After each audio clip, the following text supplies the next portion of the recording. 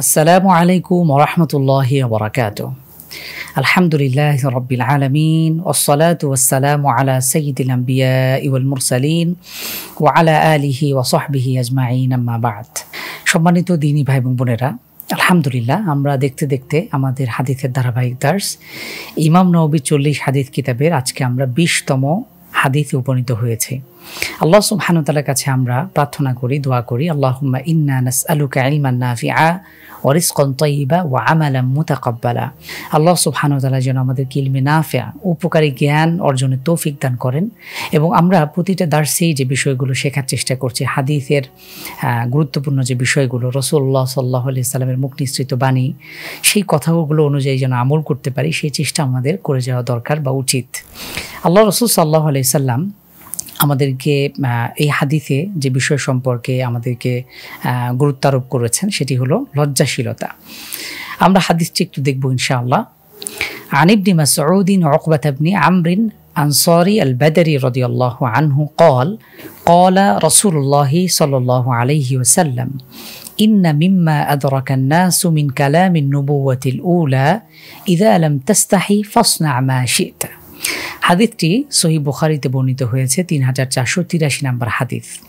আপনারা ইতিমধ্যে শিরোনাম দেখে বুঝতেই পারছেন হাদিসটি লজ্জাশীলতা সম্পর্কে। হায়া, আরবিতে আল হায়া শব্দের অর্থ লজ্জাশীলতা।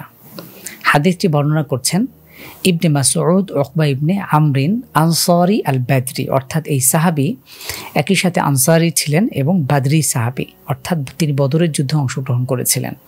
আমরা জানি ইসলামের ইতিহাসের সর্বপ্রথম যে লড়াই বা জিহাদ সংগঠিত হয়েছিল সেটি হলো বদরের যুদ্ধ। এই যুদ্ধ ইসলামের ইতিহাসে খুবই গুরুত্বপূর্ণ, অর্থাৎ 1000 কুফফারদের বিরুদ্ধে মাত্র 313 জন সাহাবী মুসলিম জানবাজ মুজাহিদিন তারা লড়াইয়ে অবতীর্ণ হয়েছিল এবং এই 313 জন সাহাবীর মাধ্যমে বিজয় অর্জিত হয়েছিল। এজন্য বদরের যুদ্ধে যে সকল সাহাবী যুদ্ধে অংশগ্রহণ করেছিলেন তাদের অবদান এবং তাদের ইতিহাস ইসলামের ইতিহাসে খুবই গুরুত্বপূর্ণ। এজন্য এই সাহাবীর পরিচয় দিতে গিয়ে শেষে বদরি বা বদরি এই শব্দটিও ব্যবহার করা হয়েছে। তিনি বর্ণনা করছেন যে রাসূলুল্লাহ সাল্লাল্লাহু আলাইহি সাল্লাম ইরশাদ করেছেন, ইন্না মিম্মা আদরাকান নাসু মিন কালামিন নুবুওয়াতিল উলা। মানুষ আদরাকান নাস জানতে পেরেছে, মিন কালামিন নুবুওয়াতিল উলা পূর্ববর্তী নবীদের থেকে, পূর্ববর্তী নবুয়তের ধারা থেকে, পূর্ববর্তী নবীদের থেকে এই কথা মানুষ জেনেছে যে ইযা লাম তাস্তাহি ফাসনা মা শিতা। রাসূল করিম সাল্লাল্লাহু আলাইহি সাল্লাম বর্ণনা করছেন, যদি তোমার লজ্জা না থাকে তাহলে তোমার যা ইচ্ছা তাই করো। দর্শক, আমরা জানি লজ্জাশীলতা বা আল হায়া এটি খুবই গুরুত্বপূর্ণ একটি আমাদের জীবনের অনুষঙ্গ এবং একটি প্রশংসিত গুণ। লজ্জা, রাসূল করিম সাল্লাল্লাহু আলাইহি ওয়াসাল্লাম আরেকটি হাদিসে বর্ণনা করেন, আল হায়া শু'বাতুম মিনাল ঈমান। লজ্জাশীলতা এটি ঈমানের একটি অনুষঙ্গ, ঈমানের একটি শাখা। একজন মানুষের যদি লজ্জাই না থাকে তাহলে আসলে একজন মানুষ হিসেবে কখনোই পরিপূর্ণ মানুষ হতে পারবে না।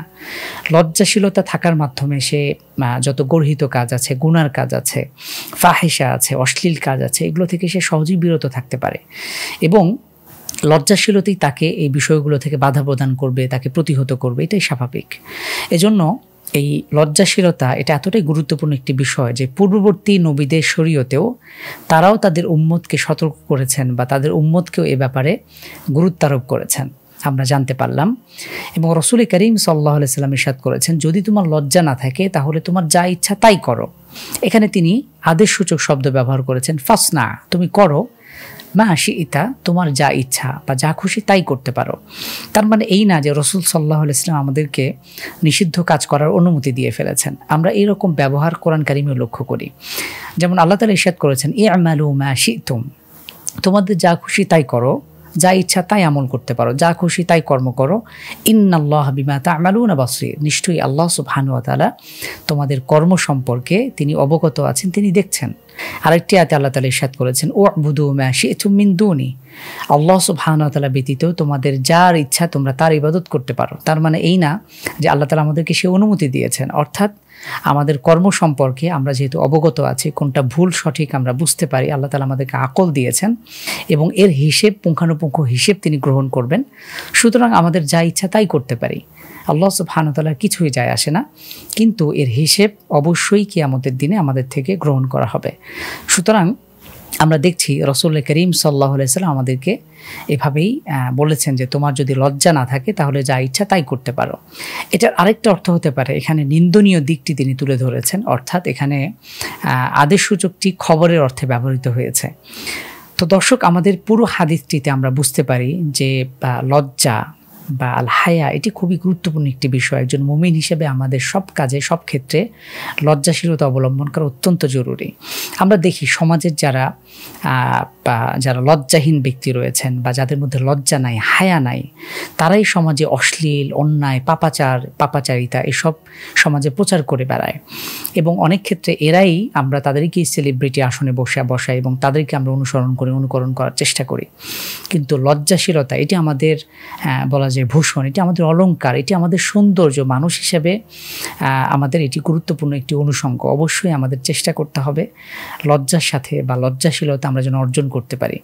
এবং আমরা লজ্জাশীলতাকে দুভাগে ভাগ করতে পারি। একটি প্রকার হলো যেটা আমাদের স্বভাবজাত, যেটা আমাদের পূর্ব থেকেই থাকে, অর্থাৎ যে কোনো কাজে আমরা যেই কথা বলার ক্ষেত্রে, কাজ করার ক্ষেত্রে আমাদের মধ্যে যে দ্বিধাবোধ, আশঙ্কা বা শঙ্কা কাজ করে, লজ্জাশীলতা কাজ করে, এটি আমাদের স্বভাবজাত বা এটি স্বয়ংক্রিয়ভাবে আমাদের মধ্যে থাকেই। আরেকটি বিষয় হলো যে যেটা আমাদের অর্জন করে নেওয়া যায় বা অর্জিত লজ্জাশীলতা, অর্থাৎ আমরা যদি আমাদের উপরে যে নিয়ামত রয়েছে, আল্লাহ সুবহানাহু ওয়া তাআলার অনুগ্রহ রয়েছে, আমরা যদি সে বিষয়গুলো চিন্তা করি, কল্পনা করি, তাহলেও এর মাধ্যমে অর্থাৎ জানার মাধ্যমে, ইলম অর্জনের মাধ্যমে আমরা লজ্জাশীলতার এই গুণ আমরা অর্জন করতে পারি। আল্লাহ সুবহানাহু ওয়া তাআলা আমাদের প্রত্যেককে লজ্জাশীলতা বা হায়া অর্জনের তৌফিক দান করুন।